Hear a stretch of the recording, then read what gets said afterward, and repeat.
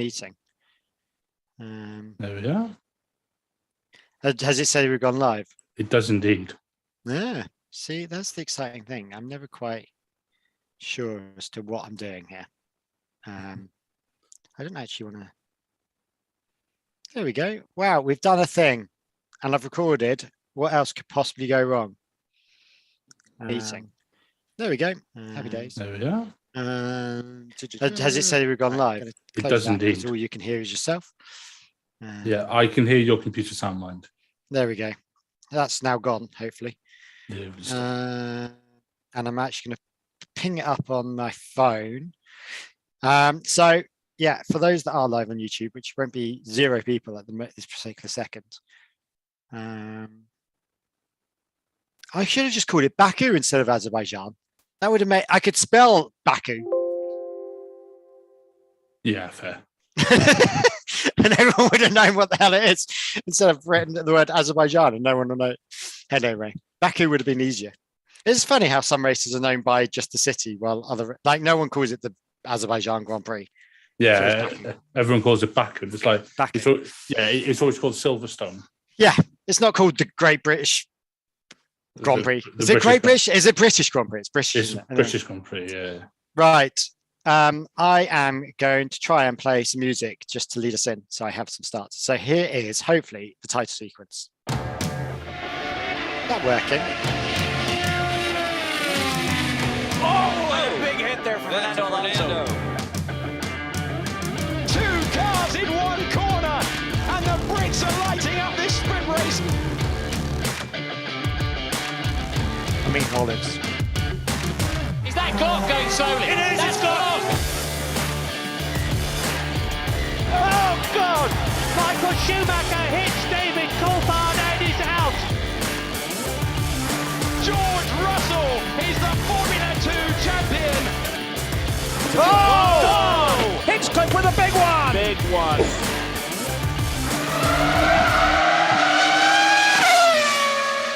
Hello and welcome to the Monkeyseat. So today we're a bit different. I'm on my own. Well, I'm not on my own. I have Tom, but I have a different Tom. I have Tom Downey from Everything F1 podcast, who has kindly decided to step out as Tom Horrocks is in Mauritius on honeymoon, even though I am texting him on his honeymoon. I'm sure he's going to kill me.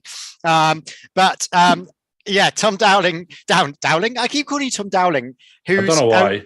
Well, I know a Tom Dowling, and he's a complete and utter prick, and you're not. Jury's out on that, but not at all. So, welcome, Tom Downey, Thank to Monkeyseat. Great to have you here. Obviously, you've been on here before. You know how that works. We swear a lot, we have a laugh, and we don't really care what we're doing. I'm drinking cider, which isn't normally my tipple. But it's a nice sunny day here. I'm in Dublin. Where in the world are you? You're in England, I presume. No, I'm in Cardiff. Oh, of course, you're Welsh, aren't you? Yeah. Although you don't have a proper Welsh accent. Oh, wait until I get angry or I won't. then it really starts to come out then. Oh, does it? Yeah. Full on Welsh. Yeah. Do you have any? Is there any Welsh swear words I should know? I feel like I need some. I'm trying to learn Irish ones and I still don't know them yet. Not so much swear words. It's just being Welsh, and we just have a certain way with words. Me especially, right? Mm. It's like if I'm having a go at someone, I come out with the most amazing insults or just whatever.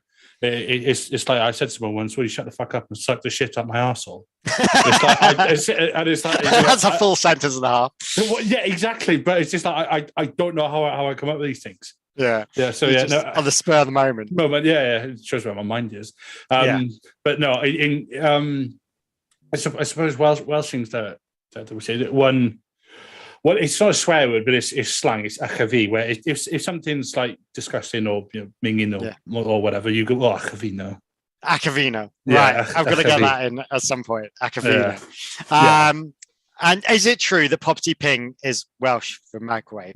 I can't believe that's true. That's slang, but it's not the official translation. But Poppy Ping East slang for yes. Still can't believe that. Anyway, this week was, last weekend even was the Azerbaijan or Baku races. We were just discussing this before we came on air of why we call this race isn't the Azerbaijan Grand Prix, although it's known as that officially, but we all call it Baku.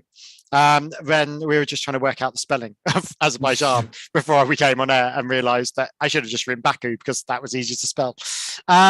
So me and Tom have now got a new system to quickly go through our lovely race winners instead, because we got bored of the sorry, you know what I haven't done? I haven't actually pulled up which order they all came in.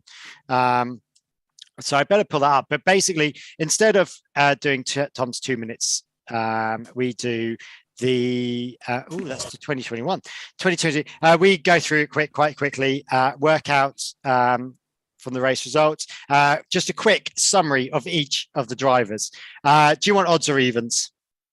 I'll go odds. Go odds. Okay. So you're starting off.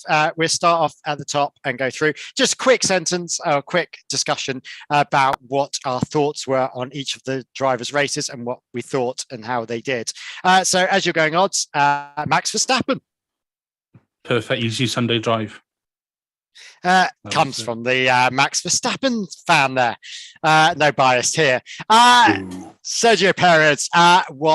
Actually, great drive. Although team orders and he wasn't as fast as Max and found himself in that position by more luck than judgment in my mind with the Ferraris out.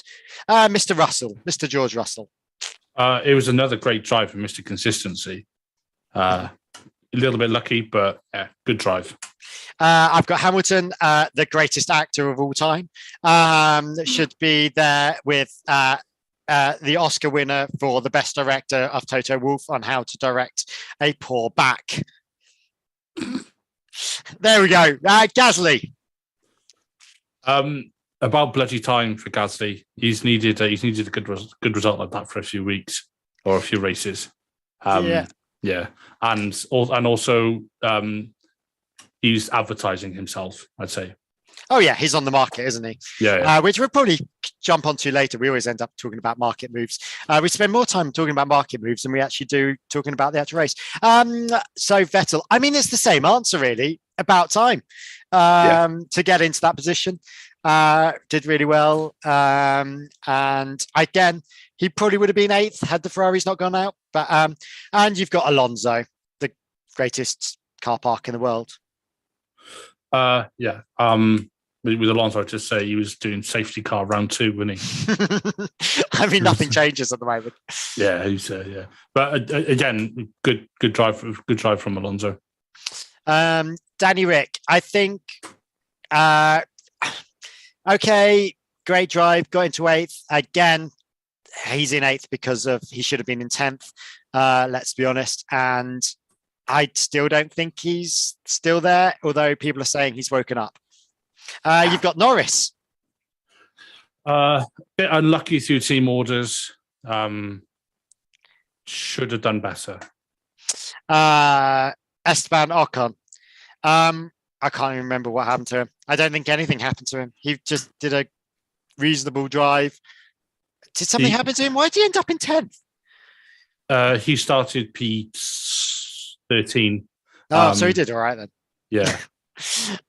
You've got Bottas. What happened to him? He just couldn't really make. He couldn't Bottas. He just couldn't make it to the field that much. Yeah, he did all right.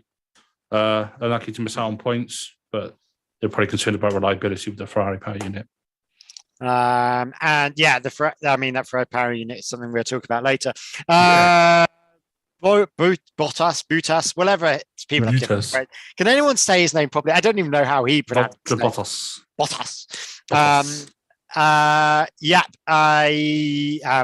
It was Phil on the grid talk one talking. Bottas, yeah. Bottas. He's American, bless him. Can't pronounce Bottas. Anyway, sorry, Albon. I have Albon. Yeah, fair play on him being 12th. I think that was more luck than judgment once again. But that Williams, him and that Williams is not that bad. Maybe I'm wrong. You've got Yuki. Very unfortunate with the rear wing. We'll talk about that later. I have opinions on that man. So do I. Mickey Schumacher. Just you can't ride on your name any longer, mate. You need to leave. That crest of that wave has gone over, and you're sinking quite quickly. Weirdly, Nicholas Latifi for you. Oh, just get in the bin, honestly. There's two of them next to each other. Need to get in the bin there. Stroll. For me, there are three next to each other. Yeah, three next to each other. I mean, no, Stroll, was he a bit unlucky? Oh, no, he was unlucky. No, yeah, he was unlucky, wasn't he, at this time with his engine? Although he did bing it twice in the quali. Yeah, no, he wasn't help the situation. No, I got to. He wasn't unlucky at all. He was just shit in quali.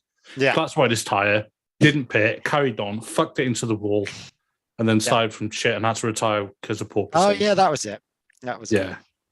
It. You've got K-Mag. His engine went bang. So yeah, this is now the Ferrari engine bang. This is the bangers of the grid, who are all Ferrari engines. Yes. Yeah. Unlucky was having a decent race, working his way through the field, and then it went kapow. And that's exactly the same for Zhou, wasn't it? Doing well, making his way through the field, and then it went bang. So there were two together there. So you've got Leclerc. Very, very unfortunate for his engines to let go. Yeah, and the same with Sainz. Yeah, they're both. What Sainz apparently was loss of hydraulic pressure or something. But either way, it was reliability that let all the 4 out of 6 of Ferrari engine cars down. Yeah. And I don't know how affected Bottas and Schumacher really were. I reckon they were told to take it really easy. Yeah, there was nothing they could really do in that, and I think that's the thing. I think so. Let's talk about the old Ferraris. As it changed the field quite a lot.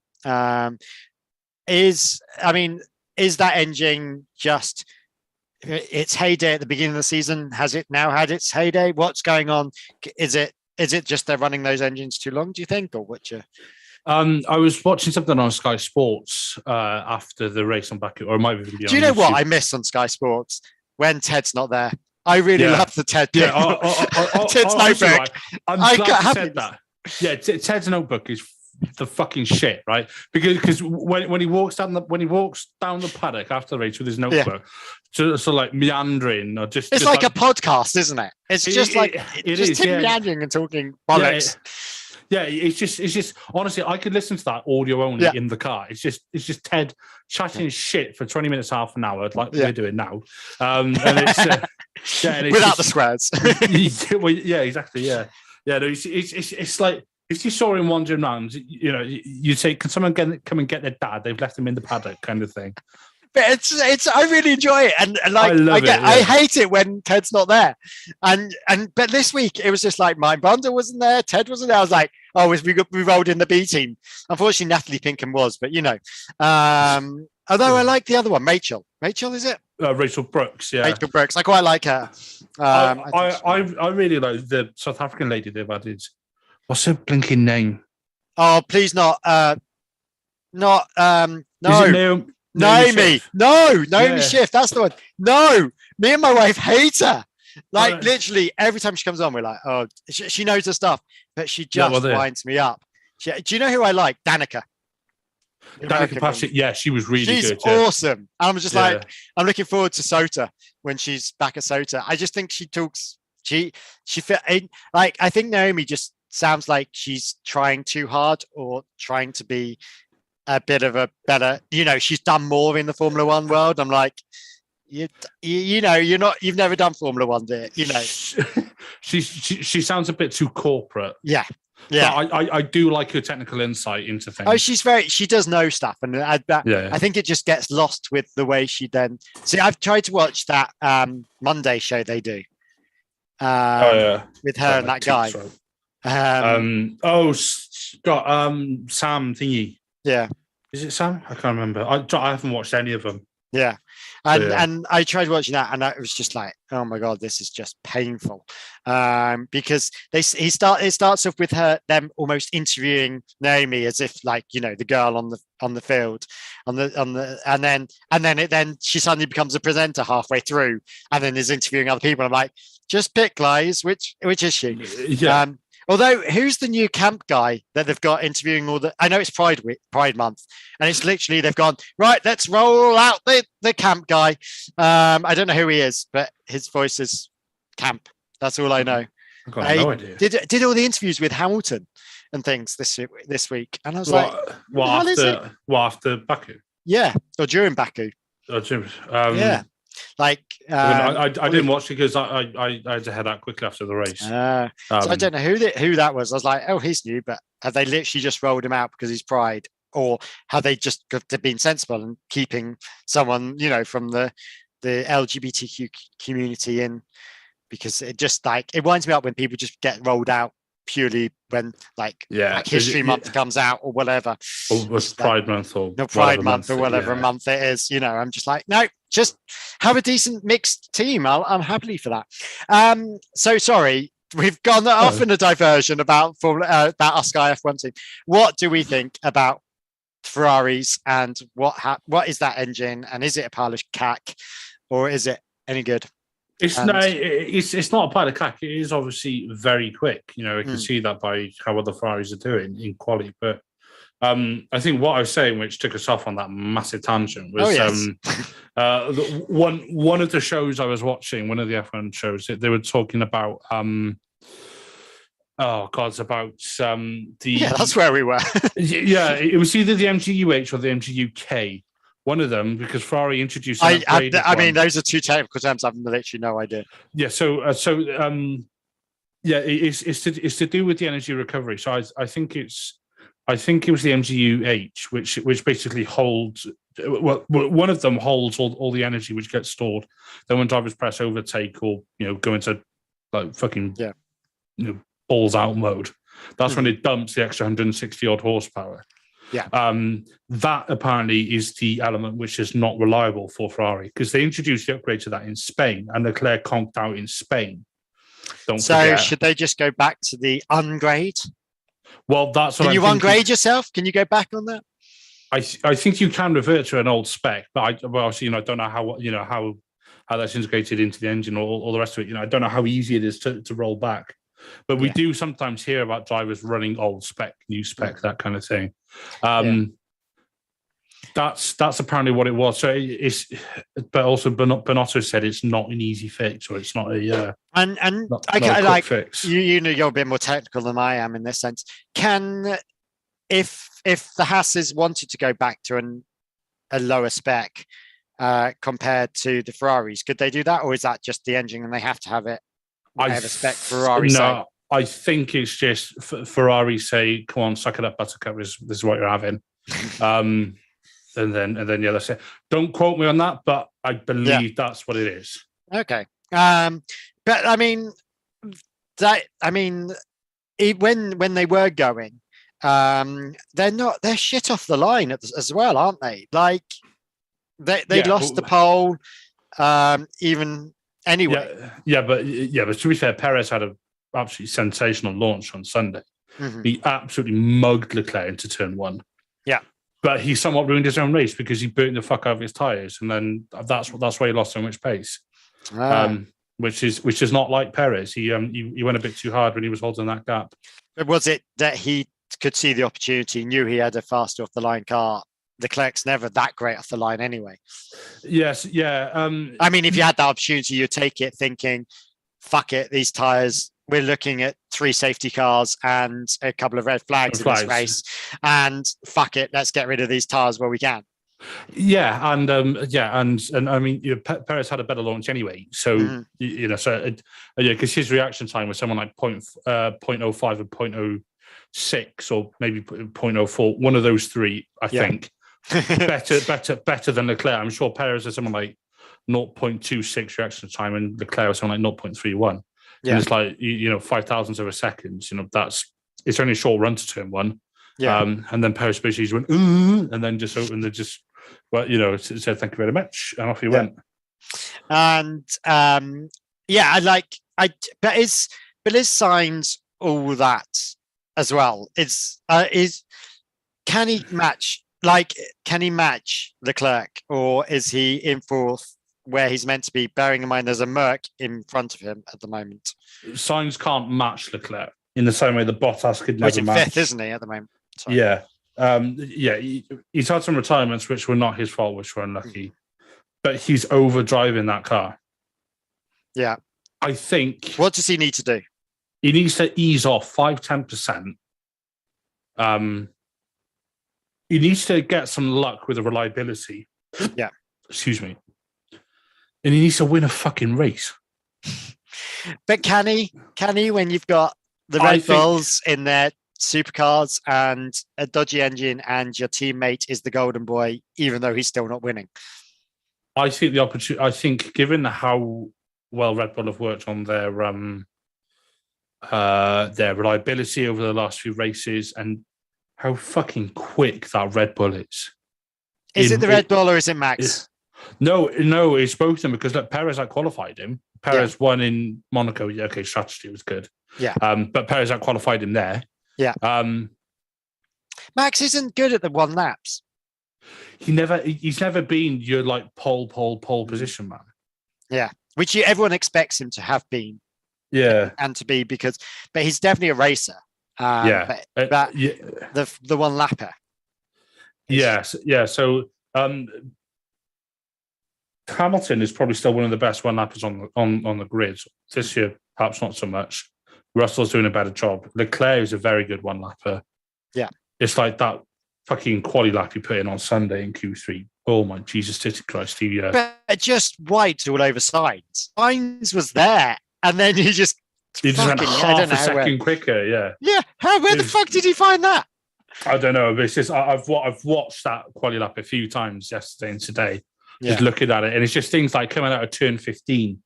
He was so close to the wall. He got the line absolutely perfect. He didn't sit on the curb too much anywhere. It was one of those laps like Hamilton in Singapore in I think 2018 where it was just like that was a driver and machine as one, just fucking caning the fuck out of it. Yeah, he does know that car, and he's comfortable in that car, I think. Yes. And I think that's the interesting thing about him, about Verstappen, about Russell, is they're comfortable in those cars. Yeah. Well, I wouldn't say Russell's comfortable. Well, not comfortable. Understand those cars a little better. But seemingly their teammates don't know it as well. Sainz isn't, Hamilton's not. Perez, although is all right, and he's not as comfortable as Max is. Right. No, I disagree with that. Oh, really? At the minute, but over the last few race weekends, I'd say Perez has been more comfortable. It's like he should have won Barcelona because he was in front. And he did win Monaco. Yeah, he won Monaco. He outqualified Max. Outqualified him in Baku, and he was still driving the race. But he's a driver who's got just oodles of confidence at the minute. He's got a new contract. He's kicked out the two youngsters, Yuki and Gasly. He's controlled his race, and I do now wonder whether he is right in the Red Bull for himself to sign that contract, because obviously doing so well, he could have been interesting pickings for other teams to be the number one driver as opposed to being second in command, which I think he still is. Although he's winning and he's doing well, I still think he's second in command. Red Bull will always favour Max. This is, if you look back 10 years to Mark Webber and Sebastian Vettel. Yeah. If you look at the 2010 season, Webber could have and should have won the championship that season. But Red Bull, and specifically Sith Lord himself, Helmut Marko, will always prefer the younger drivers because he wants to see younger drivers come through and win and all the rest of it, because that's, that makes him sound like a paedophile. He probably is, to be honest. Do you know those people? I said this to my wife the other day. I went, do you know what? It's one day it's going to come out that Zach Brown is like a Harvey Weinstein. I don't know why. He just strikes me as those person. Is it because he's American? Maybe it is. Yeah. And Laura went, and my wife went, oh, now I can't get that out of my head. like anytime it comes up, because I really like Zach Brown. Do not get me wrong. Yeah. I think it's great, but I'm just waiting for the stories to come out one day, which is great that the F1 has not been tarnished with the Me Too thing. I wonder what you're going then, because you said I'd just wait for the day when the story about Zach Brown comes out about being a pedo, which is great, and then it's just like that could have been taken so out of context. Oh, there we go. There's a clip for later. No, I'm not calling Zach Brown a pedo. I'm talking. But anyway, I have no idea how I even got onto that now. I'm completely lost. So with the let's go on to the Mercs. Is Russell any good, or is he lucky? And what's going on with Hamilton there? Russell is good. He won back-to-back junior championships, and he did things like Williams that in places it shouldn't have been. But so Tsunoda. So let's not. And no one is saying Tsunoda is world champion material. Because he's not. Tsunoda didn't win back-to-back junior championships. Not Tsunoda, sorry, not Tsunoda, Albon. Sorry, Albon. No, I wouldn't say Albon. Albon didn't win F2. Did he not? No. All right, I thought he did. No. All right. It was just because he was the Red Bull driver at the time. Yeah, exactly, yeah. No. When you see Russell drive and when you see what he does with the car, it's like, he's one of those ones where you look at it and just like, that's the next generation. He is a Leclerc or a Verstappen. And I think if he'd have been in that Merc last year, it would have been something special.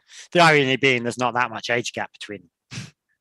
Yeah, because Russell... You're saying the next Leclerc and Verstappen, the next generation. I mean, the next generation's like 2 years.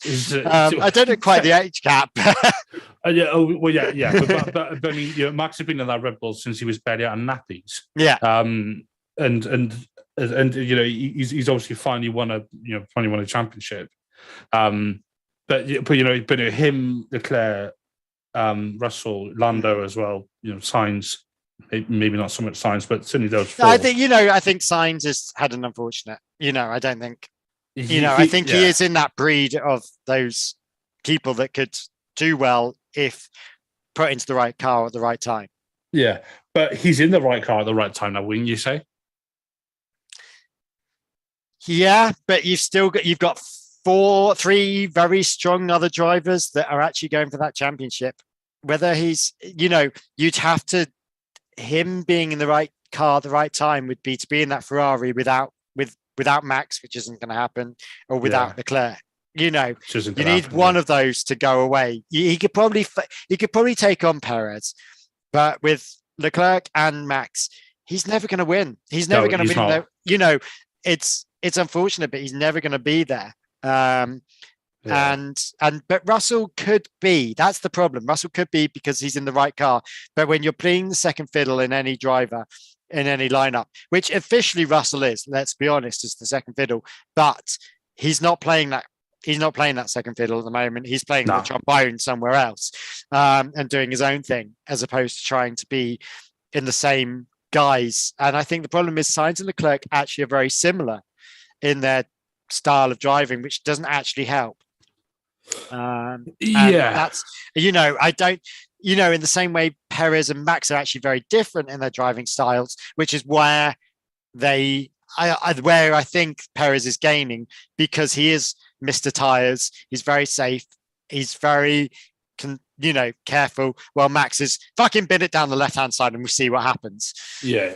And that's the sort of thing. I just don't think Sainz will ever be anything with Max and with Max and Leclerc there. But you do feel that Russell with the right car could be up there, and so could Norris with the right car.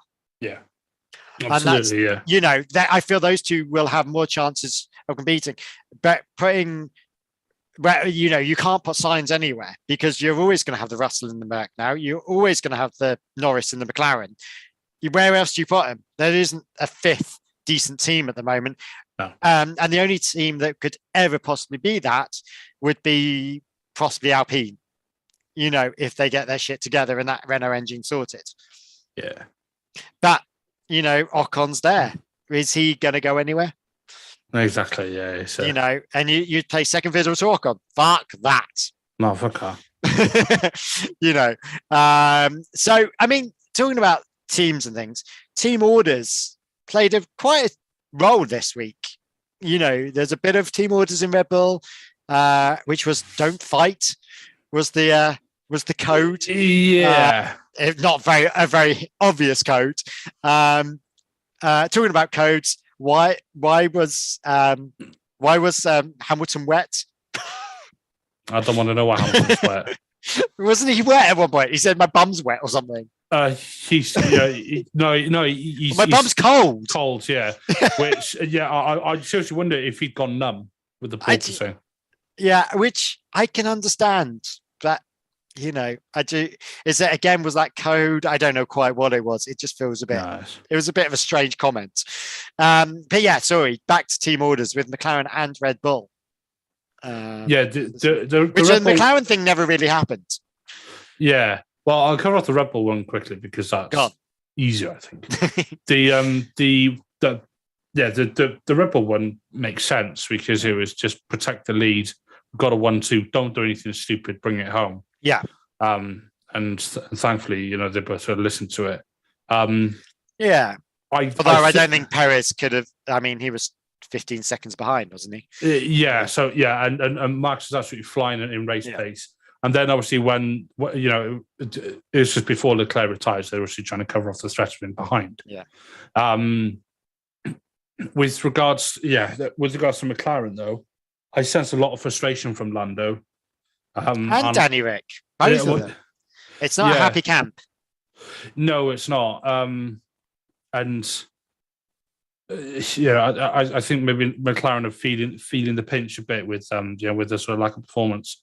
And if I was them, I'd be thinking, but last year we were ding-donging with Ferrari, and this year they're ding-donging with Red Bull, and we're still in the midfield. It's like, that, you know, they're not going to be that happy. I just feel like McLaren are almost spreading their seed too far with being in XE, with being in IndyCar, with being in Formula E now. It feels like Zach Brown, who led that McLaren team, and obviously, although is obviously he's not the race director or anything, but is team manager. He's not even team manager, is he? He's CEO. He's CEO of McLaren Racing. So. But I feel like he obviously led from the front, and he's very much, you know, Lando's daddy in that sense. And I feel like that sort of Zach Brown needs to come in and just sort it out now. He needs to put in a decision and put in the oar because, you know, Danny Rick needs to be read the riot act if you're going to go down that route and prop Norris first and be like, this is how it is. You've either got to suck it and see or fuck off. Or we're going to end up your contract, or whether that's already happened, and that's why I don't think it has happened. Because I don't think it's happened. Why would have that? You know, there's obviously no discussion that's been there, and they're just saying they're almost gone very Ferrari-esque on it, and just going and let them fight. It's grand, you know, when it really isn't. You know. Yeah, I think McLaren should fuck off Danny Rick anyway. Oh yeah, I don't think it hasn't worked. No, and I know he takes a long time to settle into teams. You know, we saw it at Renault in 2019. He never did anything in Renault. Let's be honest. He got a couple of podiums. He got two podiums. Yeah, two podiums, and he's got that podium in a McLaren as well. It's not like you know he's done the shoey on the podium from McLaren. So to say that, I just. And he's not. I think it's not even him. I don't even think it's his racing or driving, I think the McLaren team is wrong for him. I don't think he's gone yet. I don't know where he would go. I don't think he's past it. I just think he's not in the right team because you've got a young whippersnapper in Lando, who's very headstrong as well. Yeah. See, I think he is past it. Do you? He's been in that point for 10 years. But hang on. Okay, but then is Vettel past it? Is Alonso past it? Nope. Okay, so Alonso's not past it. Who else? No. Magnussen, he's been in for quite a long time, hasn't he? Well, he's gone and come back, so give him a break. Yeah. Who else is there? Bottas? No, Bottas is a bit rejuvenated. Yeah. At Alpha. I know that's all the old guard, isn't it, really? I'm amazed you didn't ask me about Hamilton. Oh, yeah, Hamilton. Is Hamilton past it? Is Hamilton past it? There we go. I know you're a Verstappen fan, but is Hamilton past it? Let's try and be unbiased on this point. Insert Rosberg meme here. Yeah. Just with the flames. Yeah. I don't think he's past it, but he's struggling with the... I think he's past it. I think he's past it because he's never going to make that back now. He's had the year out. It's not something like that. Mercedes is going to be better next year. Yeah, it's yeah. And even if that Mercedes was better next year, and they actually had some side pods, and that probably helps a lot of issues. And the FIA go, oh yeah, we'll raise the rise height because that's how it works. Weirdly, I don't know how, or that's what they think it should work. I don't think that Ferrari's going to be the Mercedes is going to be any better. And he's not. And when you've got George Russell there, fuck that. That's the new guard. Straight in, and he just didn't stand up to it. No, exactly. I'll tell you who Mercedes should get in to replace Hamilton next year. Gasly. Oh, yeah. Gasly. Yeah. Do you think that's a bold statement? I thought he was a shoo-in for McLaren. Now McLaren would get Colton Herta or Pato O'Ward because they're in the McLaren family, aren't they? Yeah. And Pato O'Ward did the young driver test end of last season, didn't he? Yeah. So yeah, I'm just trying to think. I mean, I've never put Gasly into that Mercedes. But would you want to go into that Mercedes being Gasly? Would you want to go into that Mercedes, bearing in mind that it's not the greatest car? And you're probably going against Russell. And you're going against Russell and your number one dog in the AlphaTauri, and although he's the sister team, that AlphaTauri is not that bad. It's not as bad as I think the Merc is. Yeah, I don't know. I think this season, one move from one driver could see quite a shake-up on the field. I mean, I think there's two big moves, isn't there? But I don't know if Hamilton will leave this year. No. And that's the issue. Yeah. But I also wonder if Hamilton knows that he's all sort of deep down thinks, is he really going to get this 8th title? I don't think he is, and I think he's got to sign that off. Yeah.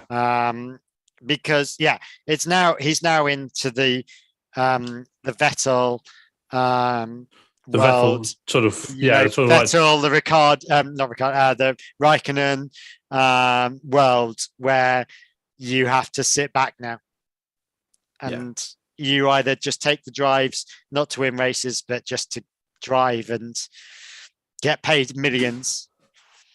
Or is it more about money or pride? It is interesting that Hamilton is looking to become a film producer, which made me fucking laugh. Having obviously worked in the film industry, I know exactly what those exec producers are like, and they're all knobs. And I just think, is he looking for other avenues now? That's been discussed for a long time because there was some writer or actor that was talking about it, years ago, a couple of years ago at one of the Grand Prix. Actually, it was an American one, so it must have been Sota last year. And so I just don't really care about Hamilton, if I'm being honest. Sorry, Tom has left the building. Yeah, that's just, if he wants to go off and, play Happy Families and be without a family. Yeah, and be the social justice warrior and all the rest of it. Yeah. You do you, hun. But should he be doing what Vettel's done and become a social warrior while still driving, still having his platform, still relaxing in midfield, late bottom end of midfield, and enjoying his life and still being the eco warrior? Well, he's allowed to do whatever he wants, isn't he? Yeah. In that sense, he's the driver of the team. He can do, he can, if he wants to run around fuck bitches, get money, that's exactly what he's doing. That's what I think Hamilton needs to do. Yeah, just fuck bitches, get money. Yeah. That is exactly what he needs to do. I mean, what would be interesting would be to put him in the McLaren back again. I don't know if they'd have it back. Yeah, I doubt Can you imagine that? With Norris, be quite interesting, but he's always going to be sidelined now by a younger person. Yeah, like there's no team where he's going to be top dog. Yeah, well, because he's what, 37, 36? 37, yeah, he's a couple of years older than me. He's not going to be he's not going to be top dog. There is no team he's not suddenly going to walk into AlphaTauri. He's not going to walk into Williams. He's not going to walk into Alfa Romeo. And he's not going to walk into Alpine. The only one actually is Alpine, possibly. But again, no. Those are the only teams. What you think Alpine would take him and have him alongside Alonso again? Are you fucking mad? No, it would obviously be Alonso leaving. But if I was Alpine, I'd rather have Alonso than Hamilton. Yeah, better the devil isn't it? Oh yeah, exactly. Yeah. It's Alonso's third stint with that team. So yeah, and Alonso is there for different reasons in my mind. He's got his book coming out. He's got his Kimoa promotion and stuff. He's not there to win races.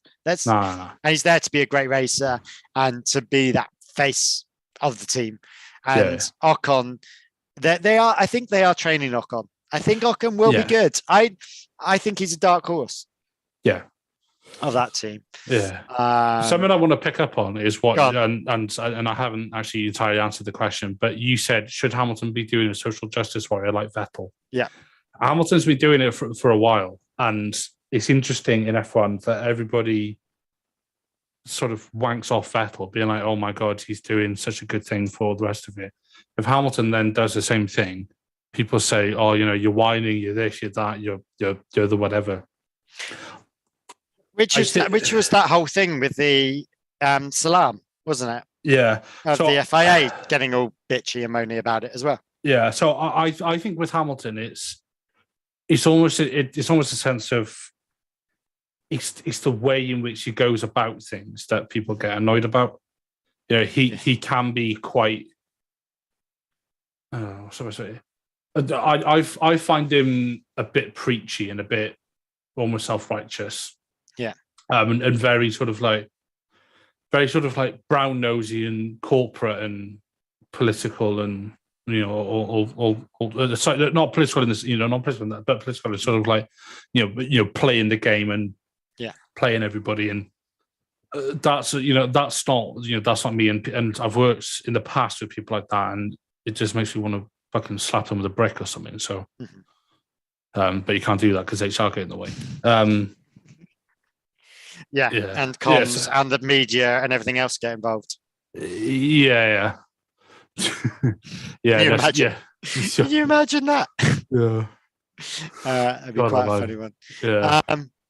No, so I wonder if with Hamilton, I do agree that a driver of Hamilton's stature should be using his voice or using his profile to raise awareness of things. And that's exactly what Vettel's doing. Yeah. And I think Vettel's playing the right game at the moment. I think Hamilton probably needs a year out just to reevaluate life. Yeah, Well, he's been in the sport since 2007. But what is interesting, and you'll probably tell me I'm wrong, but it's not like football Formula One. Weirdly, you don't go from racer to team manager, or coach. And I can imagine him doing that though, being in the coaching team or whatever. I could imagine Hamilton being a sort of like driver mentor or being a driver coach or something.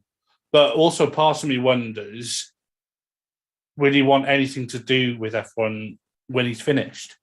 He might just want to have a sort of complete disconnect from it. And he talks about this before. He's got so many interesting hobbies and all the rest of it outside of F1. He's trying to be a musician and all the rest of it. So he's got, as someone who is a musician myself, don't make me laugh. He's got. I haven't heard. Has he got a track out? Please tell me he's got a track that I haven't heard. I think so. I'm gonna have to Google that later. Yeah. I'm not gonna. So I bet it's all rappy. Yeah, it's going to be like some R&B charty thing, isn't it? Mm-hmm. Yeah. Not the heavy metal that I write. Can you imagine? Although I did listen to a really interesting, when you're bored and you're scrolling through Facebook, and there was one of these people on, these videos that you see, and it was what happens if All Star by Smash Mouth was written by Blink-182. I saw that. Have you seen that one? It's amazing. Yeah, I was like, this has just blown my mind. Like, I love Smash Mouth. I love Blink-182. But the idea that Blink-182 did a cover of Smash Mouth would be amazing. Yeah. I'd like that. That would have been cool. Anyway, I know Joe was very unlucky this week. Yeah. Is he showing any promise? But like, my thing is like him and Tsunoda are almost in the same league in my mind. But I am fed up of Tsunoda. He's boring. He's rubbish. And I always say, and I've always had this thing, Tom's like, no, Tsunoda's the better driver. I'm like, no, Joe's the better driver. Was that point proven this week? Or was it just, again, lots of unluck? I mean, what happened with taping up the fucking back? I mean, fuck me. It's like, and why was that even allowed? Why was that? Why was he not stopped? It shouldn't have been allowed, and it should have been fucking pulled up on immediately. But why? Like, why wasn't it? That's what I can't understand. Like, if I went in for a test, like, if I'm driving my car and I gaffering taping my back, my bumper, like, the police will pull you over eventually, in theory. Yeah. And you have to get it, and compound you. Why is it okay for you to gaffer tape the back wing of your car,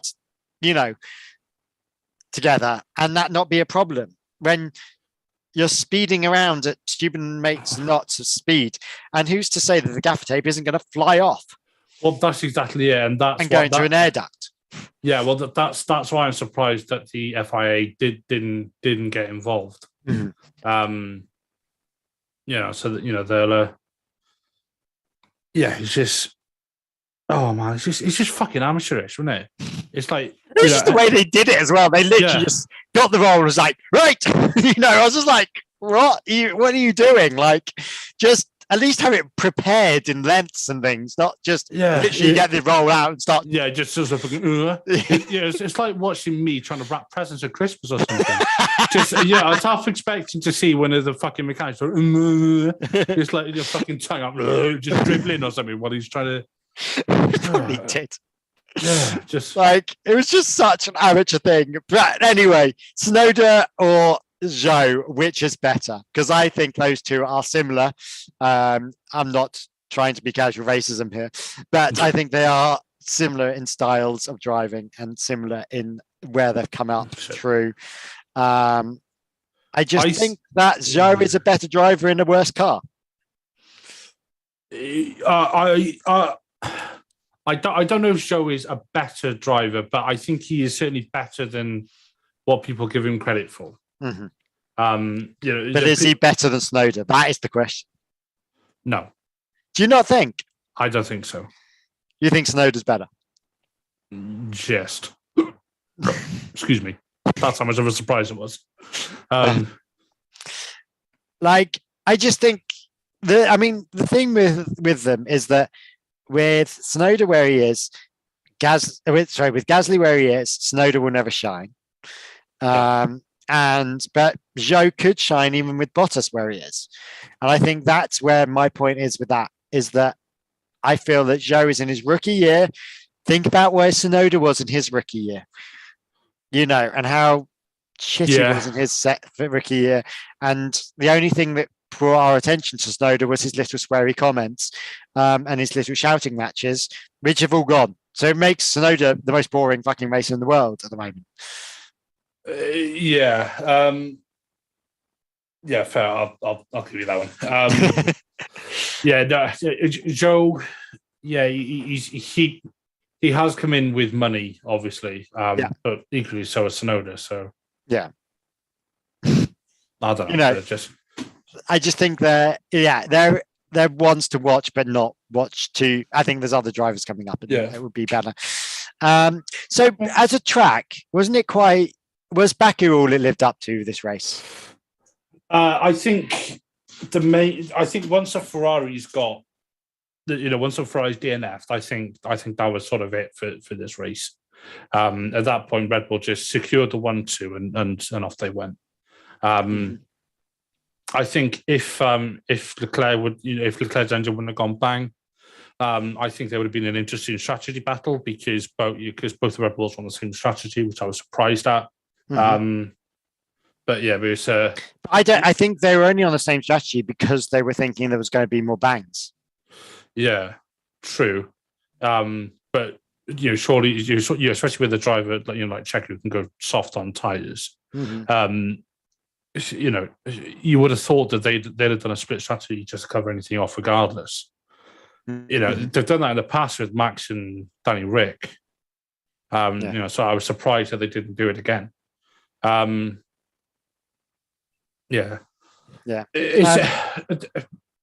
still think Baku is one of the best street circuits. I really love it. Love it. And I think it's probably my favorite street circuit of them all. I'm just trying to think. I don't know Canada that well.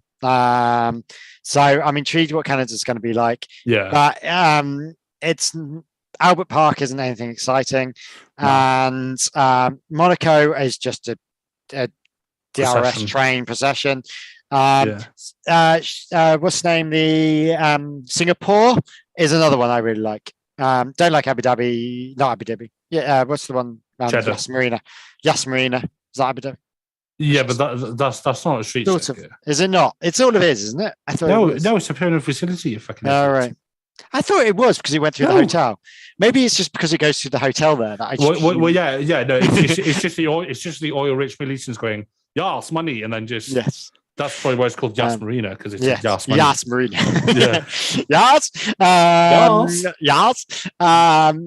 Sorry. Yes. No, I'm an idiot. Go on then. I was just presumed it was like a street circuit that was adapted. One of these half on, half off.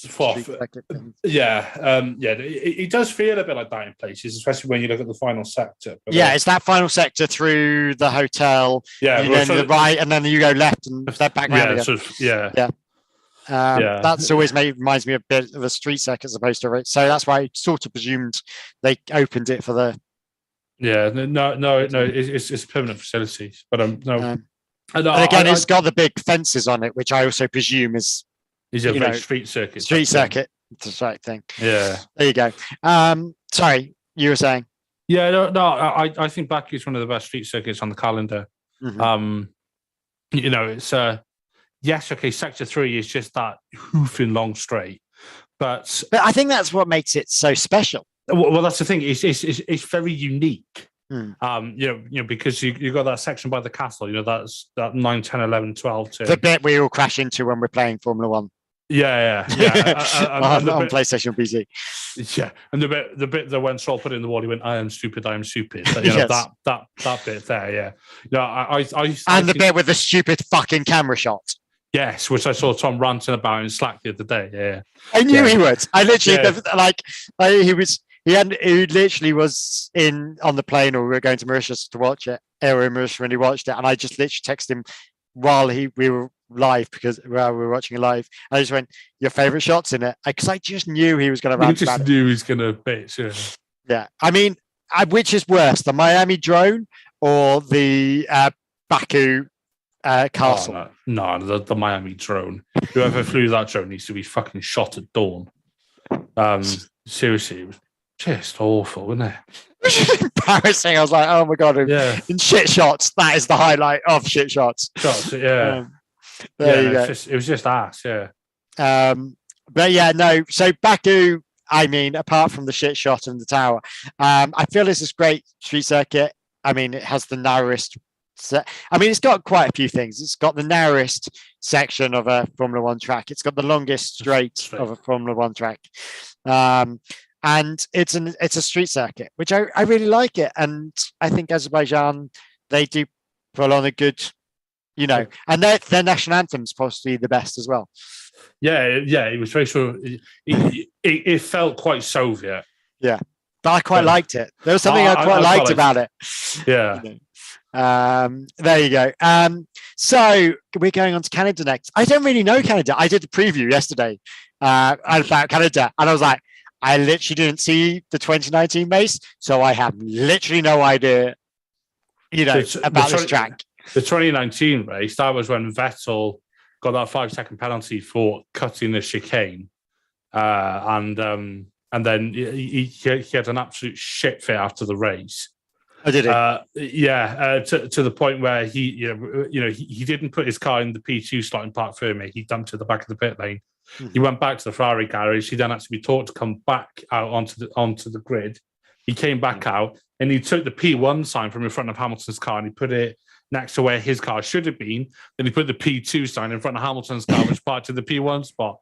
It was brilliant. It was so bitchy. I'm so gutted I missed that. Yeah. So he came second then? Yeah, he crossed the line first, but he got given a 5-second time penalty after Hamilton somewhat squeezed. At the time, I was like, I said, if they give Vettel a penalty, that is ridiculous. Martin Brundle said it. Everybody said it. And it's just like, I couldn't believe that he got a penalty for it. Yeah, he was taking the piss a bit. And so, what is the Canadian track like? Is it a good track? Is it? I know it's a street circuit. I literally don't know anything about it. I'm rubbish like this. Like, it's very fast. Okay, very, very, very fast. It's got a couple of straights on it, or not quite full straights, but sort of like curved straights. If you get what I mean. Yeah.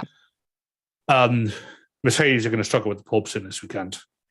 It's going to fuck them up big time. Yeah. So because the sort of back half of the track, you come down so midway through sector 2, you go round this hairpin, and then as you come out this hairpin, you literally fucking yeet up all the way up the back straight. You then go through the Wall of Champions, which is seen a lot of people smack it onto the inside. Yeah. And actually in 2019, K-Mag overdid it on that corner, and the car rotated on, and it was in, I think it was at the end of Q2 in quali, or might be in Q1. He over rotated and smashed the car across the track. It was quite a bad shunt. And is it a typical street circuit where you've got fences on both sides and there's no runoffs? Yeah, and the runoffs that are there are mainly grass. Which is part of the reason why Vettel got a penalty last year. Sorry, a cat has just walked in. We missed it. I missed having a cat around this week. Well, so you're called Tom and you have a cat that's annoying you during a podcast. I have two cats. You have two cats. Tom has three. But it feels quite like I'm at home, with the old cats and podcasting.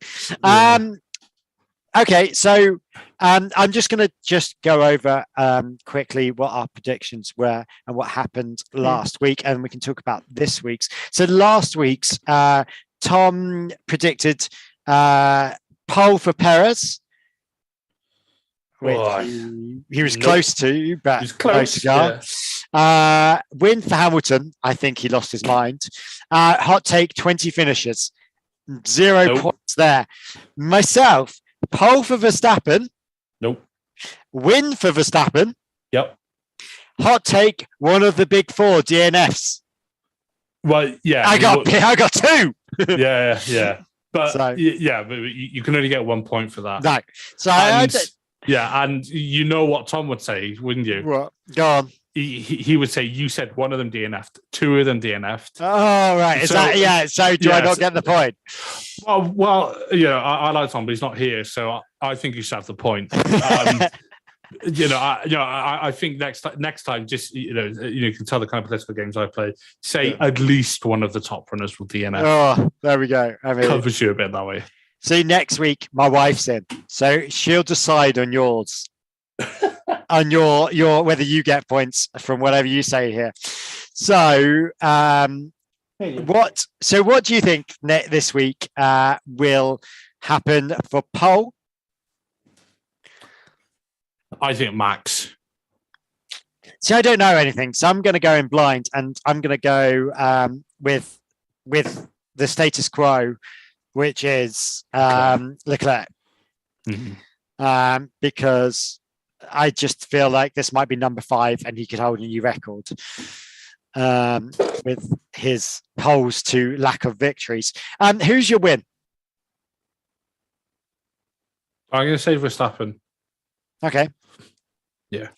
I'm actually going to go for Sainz. I don't know why, because he needs to change his path in life. I've just put that completely wrong. I've put Sainz for pole. That's never going to happen. No matter what happens, he's got more chance of winning than he has got pole. And then what's your hot take for this week? Hamilton doesn't bitch about the porpoising. Do you really think that? I think he's going to bitch. Fuck. But there you go. Yeah, of course he is. Yeah. Just thinking about the straights and stuff, which are there. Oh, mate, he's going to lose his mind. So, what is your hot take then? You can't. I'm not even allowing you to have that, because that's just such a losing. That's a given. Yeah. Hot take. I would say. Or is your hot take Hamilton's going to bitch like a motherfucker? Yeah. No, hot take. Sainz finishes ahead of Perez. Ooh, okay. No, I'm not saying where or how. I'm just saying that he will finish ahead of him. Mine's going to be the Haas gets in the points. I'd like to see that. I would really like to see that. It's about bloody time that they got back in the points. Yeah, they're going back into Hassy type things, aren't they? And it's very Hassy world at the moment. So, unfortunately, but look, let's see what happens. But it certainly won't be Schumacher. So I don't know why I wrote Haas. It's going to be It'll be K-Mag. It'll be K-Mag if it's anyone. I might eat my words next week. Brilliant. We'll find out. Yeah, we will find out. God help us. I am so right. Yeah. Thank you very much, Tom. So tell us where you're from. I've started the end music. False start on the end music there. I completely false started that. You've come too soon. I've come too soon, which it wouldn't be the first time. Sorry, Tom, just cutting across you there. Who are you? Where are you from? Where can we listen to you? Where can we hit you on socials? Promo yourself. So I'm from Everything F1. You can find us on Instagram, Facebook, Twitter, TikTok, because that's the kind of thing that the cool kids do. I don't know anything about that. Mate, me neither. All your favourite social media platforms are either at Everything F1 or at Join F1. At Join EF1. You'll find us there. We have our website, everythingf1.com, our YouTube channel, Everything F1. Did I mention our website? I think I just did, didn't I? Yes. Join everythingf1.com. At everythingf1.com is the website. And then last but not least, our podcast, which is actually being recorded by some of my fellow F1 nerds as we speak. All right, so I've had you on here. Yeah, but they've got a guest on tonight. I can't remember who it is. I've barely caught up with messages, to be honest. But it's so that goes out usually every Wednesday or sometimes a Thursday, depending on editing. Yes, that's a bit like us. I'll try and get this out tonight. Brilliant. Thank you so much for joining me on this crazy little exhibition. Anyway, crazy little trip.